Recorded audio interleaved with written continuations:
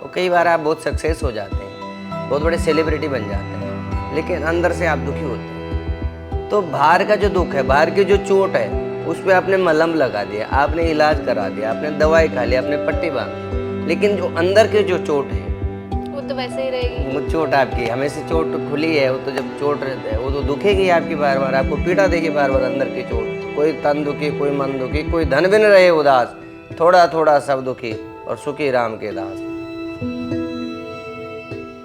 तकदीर बनाने वाले तूने कमी नहीं की, किसको क्या मिला ये तो मुकद्दर की बात है। तकदीर, मुकद्दर और भाग्य, किसके भाग्य में क्या लिखा है, किसके साथ क्या होने वाला है, तो यही इसी से रिलेटेड तमाम सवालों के जवाब आज हम आचार्य रन्नी शास्त्री जी से पूछेंगे कि किसके भाग्य में क्या लिखा है। तो आचार्य जी, सबसे पहले तो स्वागत है आपका हमारे चैनल द न्यूज़ वाला नेटवर्क में।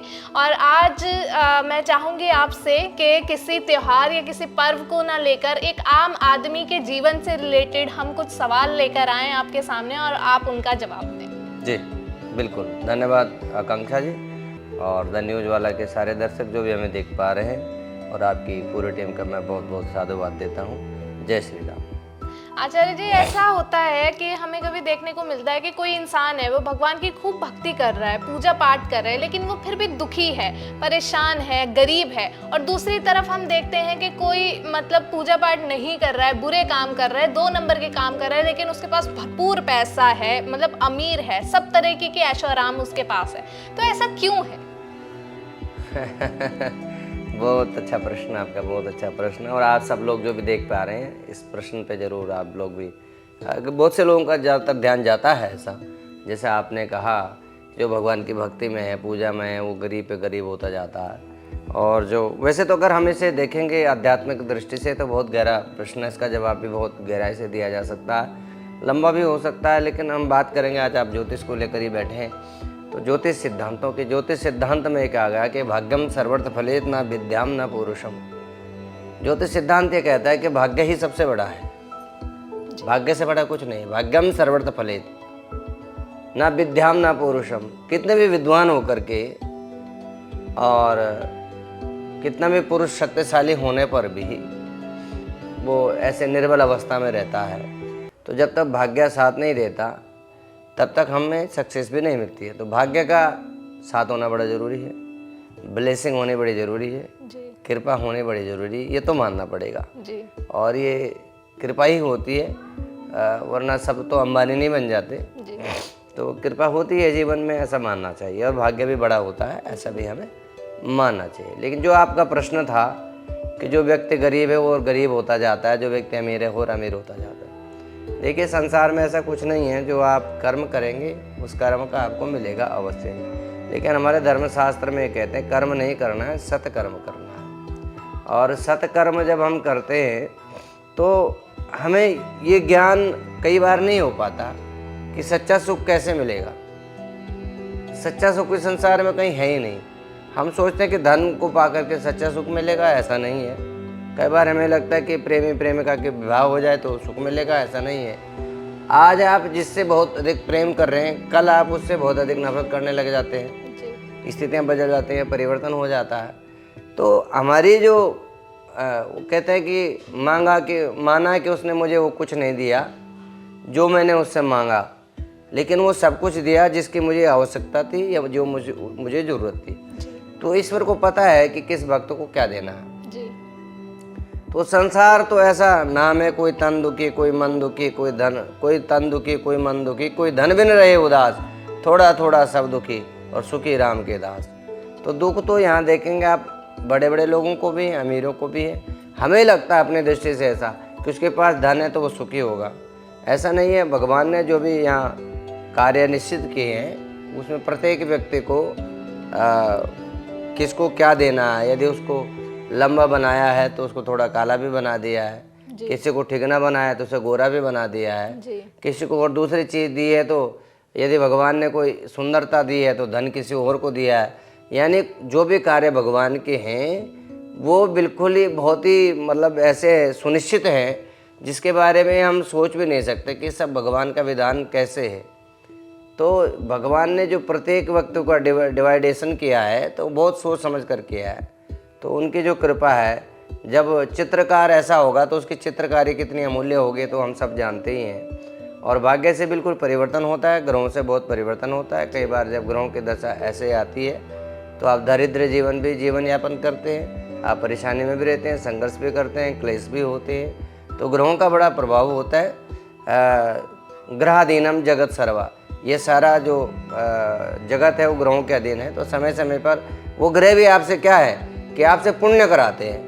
आपको राहु चढ़ गया तो राहु का भी हमने क्या बताता है कि भाई दान करें, सतनाजा पक्षियों को दाना डालें, नारियल चढ़ाएं, तो गरीबों में कंबल वितरित करें। तो कोई भी जब राहु या शनि कोई चढ़ रहा है तो वो आपको धार्मिक कृत्य ही करा रहा है। जैसे शनि ग्रह है, शनि ग्रह जब भी आपकी राशि पर चढ़ता है तो आपको हमेशा ध्यान रखना चाहिए कि आपको अपने नौकरों के साथ, अपने सेवकों के साथ बहुत अच्छा बर्ताव करना चाहिए। जो भी कोई कहीं सेवा करता है, कोई मंदिरों में सेवा करता है तो उसकी सेवा हमें करनी चाहिए, तो शनि आपका अच्छा हो जाएगा। ये सबसे बड़ा उपाय है, महा उपाय है कि अगर यदि आप पे शनि चढ़ा हुआ है तो आप अपने नौकरों से, अपने सेवकों से अच्छा व्यवहार करें, उन्हें कोई गिफ्ट वगैरह दें, उन्हें गाली गलौच न करें। कोई सेवक जो कोई मंदिर में हो, गुरुद्वारे में हो, कुछ ऐसी जगह पे हो, उनको भी आप कुछ भेंट आदि दें, उनके प्रति भी श्रद्धा रखें। मतलब हम ऐसे काम, बुरे काम कर रहे हैं कि जो हमारे सर्वेंट्स हैं उनके साथ हम बुरा व्यवहार कर रहे हैं, गाली गलौज हाँ, तो वो शनि और बिगड़ जाएगा, तब और बिगड़ जाता है। इसी वजह से शनि बिगड़ता है। राहु भी ऐसे बिगड़ जाएगा। आप मांस मदिरा का सेवन कर रहे हैं, आप पशुओं पे क्रूरता कर रहे हैं तो राहु और खराब हो जाएगा।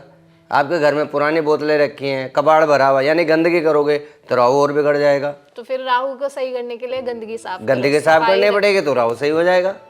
तो ऐसे जो ग्रह होते हैं, ग्रहों का बड़ा प्रभाव होता है। आप बड़े बड़े बाल रखते हैं, नाखून बड़े रखते हैं, काटते नहीं, सफाई से नहीं रहते हैं, तो आपका राहु और बिगड़ जाएगा। तो राहु आपको परेशानी देगा। इसलिए साफ सफाई से रहेंगे, स्वच्छ कपड़े पहनेंगे, अच्छा रहेंगे, लोगों से मधुरता व्यवहार अच्छा रहेंगे, बुद्ध अच्छा हो जाएगा। वाणी में आपके संयमता, नियमता, तो आपके लोग भी अच्छा मानेंगे आपको, आपका बुध ग्रह भी अच्छा बन जाएगा। जी। आप अपने गुरुओं का सम्मान करते हैं, सत्कार करते हैं, उन्हें प्रणाम करते हैं तो बृहस्पति अच्छा हो जाएगा। आप अपनी पत्नी के साथ अच्छे बिहेवियर करते हैं, उसके साथ गाली गलौच नहीं करते, उसे आप शब्द शुक्र अच्छा हो जाएगा। तो ऐसे ही सारे ग्रह हैं और ग्रहों पे ही हम आधारित हैं सारे लोग। तो ग्रह भी यही कहते हैं भाई अच्छे काम करो, अच्छे काम करो। जब आप अच्छे काम नहीं करोगे, जब आप बुरे करोगे, आप धन के पीछे भागोगे तो धन भी आपका स्वतः ही नष्ट कर देगा एक दिन। उससे भी आपके ग्रह खराब होंगे, और ग्रह खराब होंगे तो आपका विनाश सुनिश्चित है। तो मतलब इस बात का कंक्लूजन ऐसा निकाला जा सकता है कि जैसे मेरा सवाल था कि जो बुरे काम कर रहा है और पूजा पाठ नहीं कर रहा है, उसके पास खूब धन है, खूब अमीर है वो, तो ये भी कुछ ही टाइम के लिए होता है, कुछ टाइम के लिए होता है। फिर देखो अंतरात्मा की जो शांति है वो, कई बार आप बहुत सक्सेस हो जाते हैं, बहुत बड़े सेलिब्रिटी बन जाते हैं, लेकिन अंदर से आप दुखी होते हैं। तो बाहर का जो दुख है, बाहर की जो चोट है, उस पर आपने मलहम लगा दिया, आपने इलाज करा दिया, आपने दवाई खा ली, आपने पट्टी बांध दी, लेकिन जो अंदर की जो चोट है वो तो वैसे ही रहेगी। वो चोट आपकी हमेशा चोट खुली है, वो तो जब चोट रहता है वो तो दुखेगी आपकी, बार बार आपको पीड़ा देगी बार बार अंदर की चोट, क्योंकि वो चोट है और उस चोट पे पुनः पुनः चोट लग रही है, तो वो चोट आपको नासुर बन जाएगा। तो आपका जीवन भी बेकारी हो जाएगा।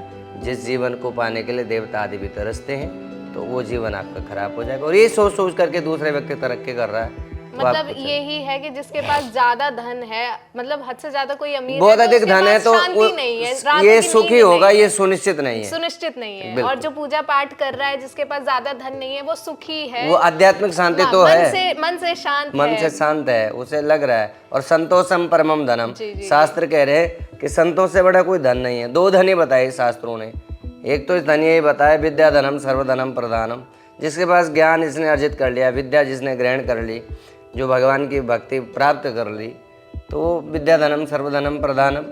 और दूसरा संतोषम परमम धनम, संतोष से बड़ा जीवन में धन नहीं है। तो हमें लौकिक विचारधारा से ही लग रहा है कि वो धनवान है तो वो सुखी होगा, लेकिन वो सुखी होगा ऐसा सुनिश्चित नहीं।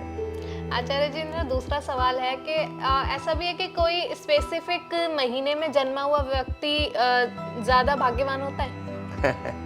ये भी अच्छा प्रश्न आपका है, और आपके प्रश्न सारे लोक हित के लिए हैं। लोग सारे दर्शक हमें देख पा रहे होंगे, बहुत अच्छे आप प्रश्न लेकर आए हैं। तो किसी मास में जन्मे व्यक्ति भाग्यवान होंगे या अच्छे होंगे, आपका प्रश्न ऐसा है, तो ऐसा नहीं है, क्योंकि सारे मास ही भगवान के हैं। यदि कोई बच्चा श्राद्धों में भी हो जाए या किसी और उसमें भी हो जाए, तो कभी भी हम उसे ख़राब नहीं मानते हैं। हाँ, कुछ चीज़ें होती हैं, जैसे हमारे यहाँ एक नक्षत्र आते हैं मूलों के नक्षत्र। तो मूल नक्षत्र 6 नक्षत्र मूलों के होते हैं। उसमें अश्विनी नक्षत्र होता है, अश्लेषा होता है, मघा होता है, ज्येष्ठा, मूला और रेवती। ये जो 6 नक्षत्र बताए गए ये मूल के नक्षत्र होते हैं। और उनमें भी कुछ चरण ऐसे होते हैं, ज्येष्ठा नक्षत्र के हैं, कुछ चरण ऐसे होते हैं जो मतलब अच्छे नहीं माने जाते, लेकिन शास्त्रों ने उनके उपाय भी सुझाए हैं। यदि मूलों में बच्चे हो जाते हैं तो उनके उपाय भी करने पर शांति मिल जाती है। तो इसलिए किसी विशेष मास में जन्मे व्यक्ति अच्छे होंगे ऐसा भी सुनिश्चित नहीं। ये तो भगवत कृपा है, किसी भी समय कैसे भी किसी दिव्य बालक का जन्म हो जाए और वो अपने कुल का, परिवार का, देश का, राष्ट्र का नाम ऊंचा कर ले। तो ये किसी मास में ऐसा होगा ये सुनिश्चित नहीं है, कभी भी कैसे भी हो सकता है। इसे भगवत कृपा ही है। आचार्य जी, जैसे ग्रहण लगा हुआ है उसमें अगर कोई बच्चा पैदा होता है तब? नहीं, देखो ऐसा है, कोई ग्रहण हो या कोई भी काल हो या श्राद्ध हो या अन्य कोई भी ऐसा होता है तो ऐसा कुछ नहीं। उसके लिए हमारे शास्त्रों ने ये बताया है कि तन से, मन से, धन से हमें प्योरिटी लानी है। जब हम इस जीवन में आए हैं तो प्योरिटी।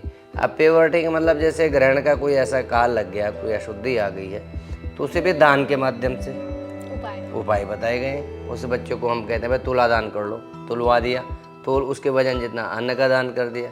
आपके पास रुपये पैसे हैं उससे तोल दिया, वो दान कर दिया।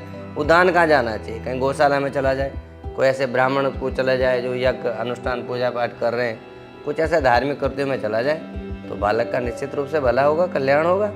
जब हमारे ऊपर कोई ग्रह आ गया, कोई चढ़ गया है तो उसके उपाय भी बताएंगे। लेकिन ये है कि आप उपाय तो करेंगे नहीं, आप खुद मौज मस्ती में रहेंगे, आप पार्टी भी कराएंगे, आप केक तो काटेंगे लेकिन भगवान का पूजन नहीं करेंगे। बच्चे का जन्मदिन है तो केक तो काटेंगे लेकिन सुबह ईश्वर की आराधना करनी है ये भूल जाएंगे, दान पुण्य नहीं करेंगे। ये आपको बच्चे का जन्मदिन है तो उस पर आप पूजा पाठ करें, नवग्रह शांति करें, हवन कराएं, यज्ञ कराएं, कोई गरीब बच्चों के साथ अपनी सहभागिता रखें। और भी कोई बहुत सारे कारण हैं जिसको आप कर सकते हैं। और बाद में आप केक भी काट सकते हैं, लेकिन पहले ब्लेसिंग चाहिए, पहले कृपा चाहिए। वो कृपा आपने ली नहीं और आप केवल मोमबत्ती बुझा रहे हैं, केक काट रहे हैं, तो बच्चा कैसे संस्कारी होगा? बच्चे के कैसे आयु बढ़ेगी?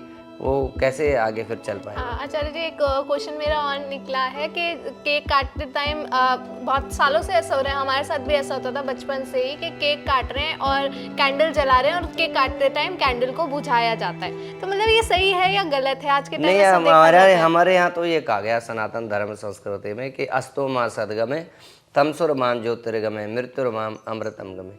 ये जो दीप है ये उत्सव के दीप है, ये जो दीप है अमृतत्व के दीप है। तो आप उस अमृतत्व को, उस चिरंजीवी को, व्यवस्था को खराब कर रहे हैं। हमारे यहाँ ऋषियों की पूजा की जाती है जन्मदिन पर। जो मार्कंडेय ऋषि हैं उनकी विशेष पूजा होती है। जो सप्त ऋषि हैं जो आयु को बढ़ाने वाले हैं उनकी पूजा की जाती है। और दीप जलाए जाते हैं कि 10 दीपक हमने हनुमान मंदिर में जला दिए, 5 दीपक हमने राम मंदिर में जला दिए। तो हम दीपों को जलाते हैं और यहाँ दीपों को बजाना हमारी संस्कृति नहीं, ये पाश्चात्य संस्कृति है। हमारे यहाँ दीप से दीप जलाए जाते हैं। हमारे यहाँ दीपक से प्रार्थना की जाती है कि आप हमें उत्तम विचार दें, आप हमें अज्ञानता से ज्ञान की ओर ले चलें, आप हमें मृत्यु से अमृत की ओर ले चलें। ऐसे दीपक भगवान से प्रार्थना की जाती है। तो ये सर्वदा उचित नहीं है, अनुचित है। लेकिन ये है कि चलो सामाजिक एक व्यवस्था है तो जो चल रहा है तो ठीक है, लेकिन हम तो अपने माध्यमों से लोगों को जागरूक करने का प्रयास करते रहे। आचार्य जी, मैं ये जानना चाहूँगी कि अगर कोई श्रद्धालु जो दर्शक देख रहे हैं वो आपके पास आते हैं तो आप कुंडली बनाते हैं या और क्या क्या चीज़ें हैं जो आप मतलब लोगों के कष्ट दूर करने के लिए करते हैं? देखिए, हम तन से, मन से, धन से हर समय उपलब्ध हैं सभी लोगों के लिए। और हमारा प्रयास रहता है कि किसी को केवल मोटिवेशन से ही प्रशंसा होती है, किसी को केवल बातों से। कई बार हमें अपने आप अंदर ही अंदर सोच के, विचार के अपने आप को ऐसा मान लेते हैं कि मेरी पत्नी खराब, मेरे बच्चे खराब, समाज खराब, ये सब लोगों ने मुझे धोखा दिया, गलत है ऐसा। तो बहुत सारे नेगेटिविटी माइंड में आ जाती है। तो हो सकता है हमारे ज्ञान से कुछ सुनकर ही उसके हृदय परिवर्तन हो जाए। क्योंकि ये 2 मिनट में मन का ऐसा 2 मिनट में ही आप प्रसन्न हो जाते हैं। 2 मिनट में आप लगता है आपको संसार से आपसे बड़ा कोई दुखी नहीं है, आपसे बड़ा कोई कष्ट नहीं है संसार में किसी को। और 2 मिनट बाद ही जब आपको ज्ञान के प्रत्ये खुलेंगे वैसे महसूस होगा नहीं मेरे से बड़ा कोई सुखी नहीं है जीवन में। तो बहुत से लोगों का उपचार केवल बातों से भी हो जाता है, ज्ञान से हो जाता है। बहुत से लोगों का कुछ हवन पूजन भी कराना पड़ता है, तो बहुत से लोगों की कुंडली भी बनानी पड़ती हैं और अन्य माध्यम है, किसी को नग भी देने पड़ते हैं, किसी को कुछ और यंत्र भी देना पड़ सकता है। तो जो हमारा जो लक्ष्य है वो यही है कि समाज का कल्याण हो जी। और सब तक हम पहुँचे, ऐसे हमारा प्रयास रहता है। तो हम जन्म कुंडली भी जो जिन्हें बनानी हो, हमारे पास कंप्यूटराइज्ड हस्तलिखित जन्म पत्रिका भी बनती है और उचित मार्गदर्शन दिया जाता है। और वो माध्यम कैसा भी हो, लेकिन अंततः लोक कल्याण हो, इस भावना से हम काम करते हैं। धन्यवाद आचार्य जी। और मुझे लगता है कि आज के जो ये प्रश्न थे, आज का जो आपका ये ज्ञान था, आपने जो जागरूक किया है लोगों को, मतलब ये सवाल ऐसे थे कि बहुत से लोगों के मन में आते हैं जी, जी। और गलत ही कार्य किए जाते हैं इन सब को लेकर, मतलब नेगेटिविटी ही है, नेगेटिव चीज़ें ही फैलाई जाती हैं। तो मुझे लगता है कि आज के ये सवाल हैं बहुत से लोगों को, मतलब अपने उन्होंने मन में उतारा होगा, उनसे रिलेटेड ही होंगे और हम ऐसे ही सवाल लेकर फिर दोबारा आते रहेंगे, दर्शकों के लिए भी और हमारे लिए, खुद के लिए भी, क्योंकि हमें भी ज्ञान की ज़रूरत होती है। तो हम फिर मिलेंगे आपसे किसी और विषय को लेकर, किसी और जानकारी को लेकर। तब तक के लिए आप हमसे जुड़े रहें और देखते रहें द न्यूज़ वाला नेटवर्क। धन्यवाद। धन्यवाद आचार्य जी, जी। धन्यवाद।